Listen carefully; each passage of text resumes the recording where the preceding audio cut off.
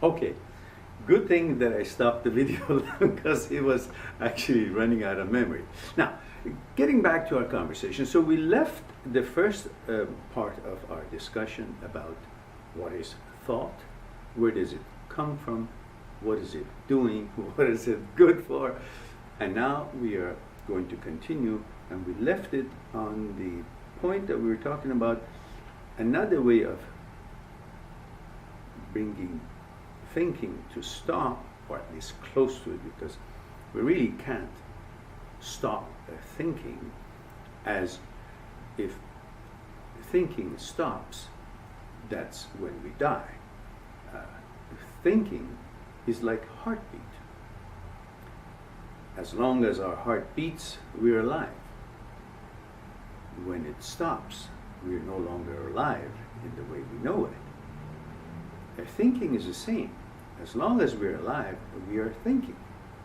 Thinking is another capability and necessity for us to survive. It's a survival mechanism. Now, we'll explain further.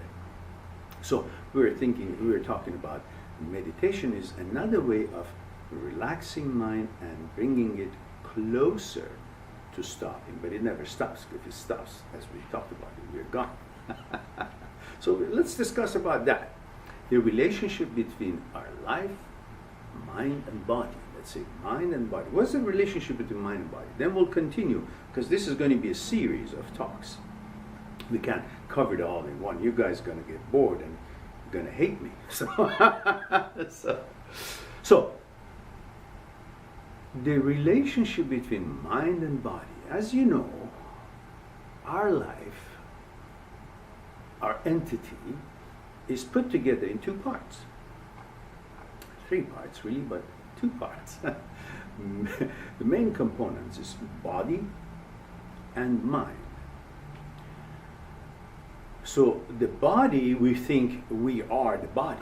We pay so much attention to the body, and we do stuff to it and to be fit, or to look good, be groomed, and we think we are represented to the world, and we're negotiating life with our body, which is true in some parts.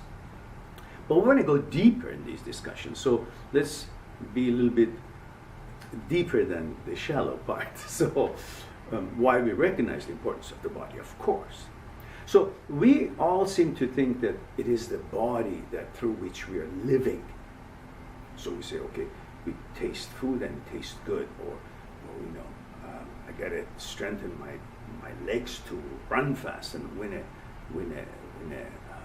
match, or Olympic events and so on. But is that true? We know we have a body, and it helps us to get around. And we know we have a mind that helps us to analyze things and think and figure out things, understand things. The combination of the two is what we are, the life that we know as we know it. But isn't it true that it is the mind that tastes food through the tongue, and it is the mind that walks through manipulation of the legs? It's not the leg that walks. If you ask someone, it says tongue tastes, legs walk, but it's not true. Mind tastes through tongue, and mind walks through manipulation of legs. So if we understand that, then we realize the importance of mind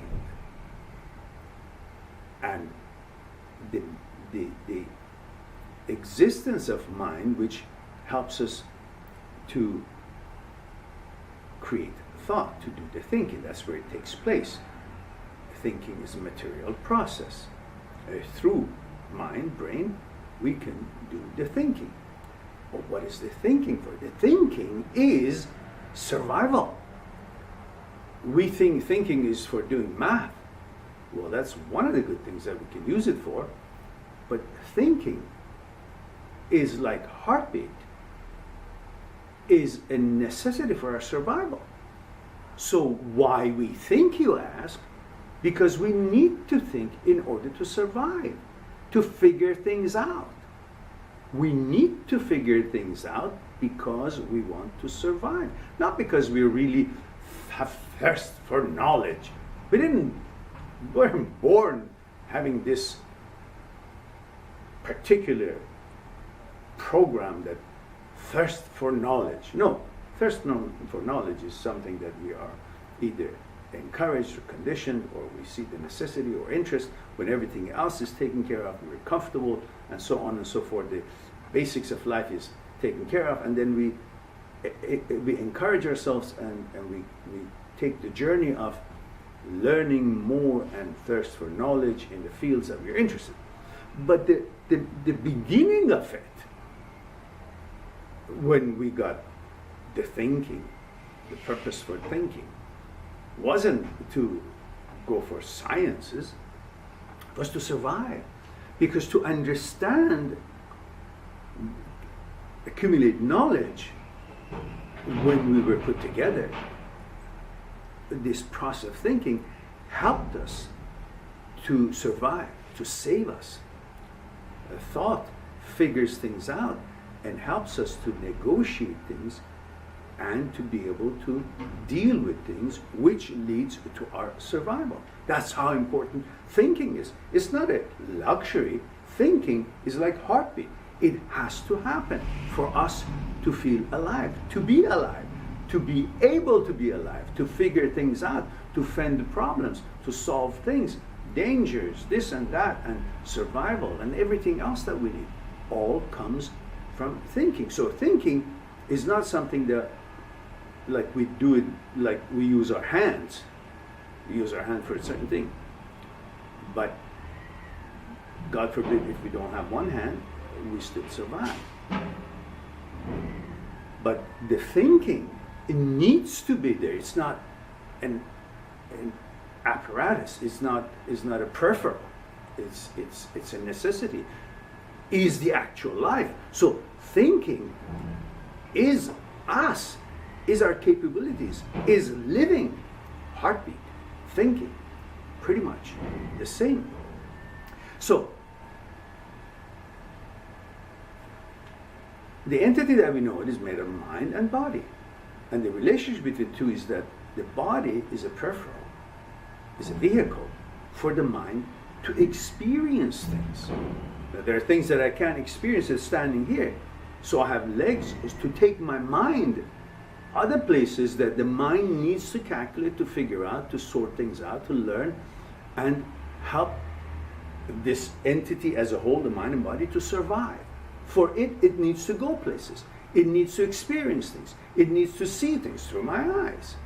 All of that is because the mind, the thought, the mind is me, is the living part, is the one that is actually experiencing things, the recorder. And the rest of me is my peripheral, is my vehicle. To take this mind here and there, that it can't, it's not at the point that it can simply walk along and just, be mobile. So the mobility of my mind, which creates the thoughts, and my thought and consciousness there, which is the me, whatever I am is my consciousness, my conditioning, my beliefs, religion, experiences, how I've been raised and what I've been exposed to, what I read, what I know, sciences I know, what experience, all of that, the dogmas, everything, the conditions, all that. The me is in the consciousness. And the consciousness, through the experiences and the thoughts and all that, which we talked about, is being formed. And that is me. And that me that is doing the living needs the body to combine together and give me the experience of life as I know it.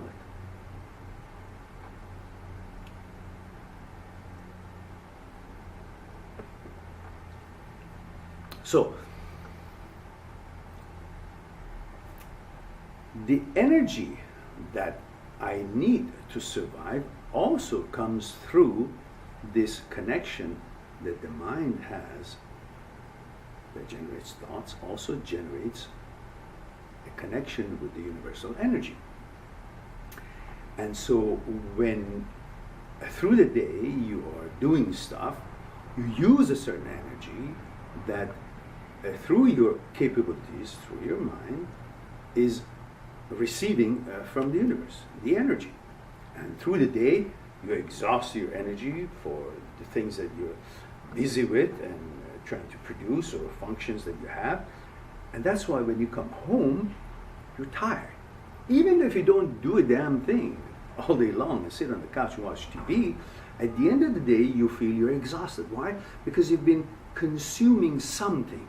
You've been using something. That's called ki. That's called energy. That's called universal energy. That is fueling you, is giving you that ability for your heart to beat, for your mind to think and be active, and to be able to figure things out and to survive. That energy for survival, we call it the energy, we call it ki. Japanese call it ki. So, and you feel tired when you come home, even if you didn't do anything, just the idea of being alive and you're consuming something. And that something depletes through the day. That's why you sleep.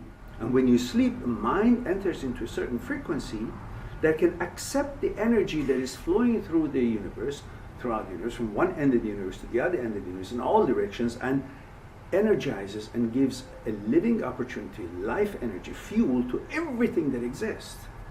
Everything is made of energy, and we need to replenish the energy that we use throughout the day. Now, how do we get that energy? If you realize, we get that through sleeping. Now, we talk about how else we can get it when we're not sleeping, which is meditation, but just hold on there. So when you sleep, what happens? Your mind, your thoughts, pretty much comes to halt. You can receive the energy of the universe through inactivity of mind. So while activity is good and thinking is good, but also good things, recharge of energy, good things can also happen from inactivity of the mind, which is when we get charged up. And when do we get charged up? When we sleep. When we sleep, the mind is at its lowest functional mode.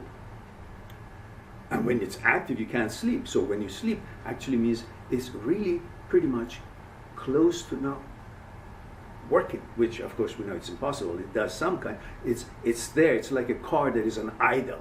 It's not moving, but it's still on.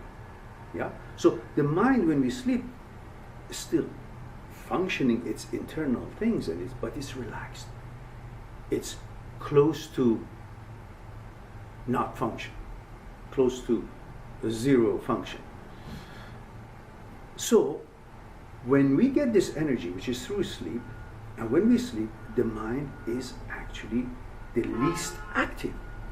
That is when we can actually receive these energies that are flowing throughout the universe. And guess what? When you meditate, which brings the ripples of the mind to decreasing ripples, imperceptible ripples, that brings the mind, puts it in a frequency, in a condition that it can relax, and at the same time it's not busy and it's not active, which at the same time it is like it is sleeping, inactive, which enters into a frequency, therefore can accept energy while you're not sleeping. So through meditation, not even your mind can relax, but you can also get re-energized, because from inactivity of mind you can also get energized and get life energy. That is when the mind can actually be freely and actively receive energy from being inactive. An oxymoron, but that's how it works. All right. Now that we have kind of explained the relationship between mind and the body, and understand that everything that our body wants to do, the mind does it first. If I want to go the other side of the room, my mind goes first, then my body follows. My body doesn't go first, and my mind follows after it. It's the other way around. Everything you want to do, your mind does it first. And the body is there, so the mind can experience everything that there is to experience to get all that information and therefore create the consciousness, the knowledge, and so on and so forth. And we need this body for the mind to exist, for the mind to experience life. So therefore, the life that we know of is being negotiated, is being experienced through the mind, which mind, mechanical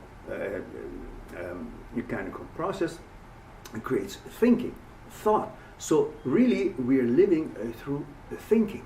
So the thought, in a way, along with the consciousness, the conditioning, everything is, isn't it, is me.